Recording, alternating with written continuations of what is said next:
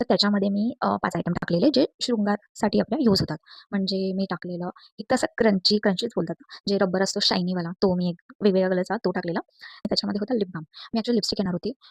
पण मुलींचं तुम्हाला माहिती आहे मला हा शेड, मला तो शेड असं सगळं होतं. म्हणून मी लिपस्टिकच्या ऐवजी लिप बाल्म दिला.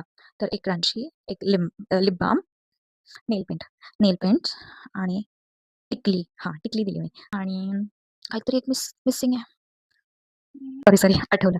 आणि परफ्यूम म्हणजे मिनी परफ्यूम्स म्हणजे ते रेग्युलरली यूज करू शकतो. म्हणजे त्यांच्या रेग्युलर डेली लाईफमध्ये त्यांना यूज करायला म्हणजे उपयोगी पडतील असे मी त्यांना गिफ्ट्स दिले.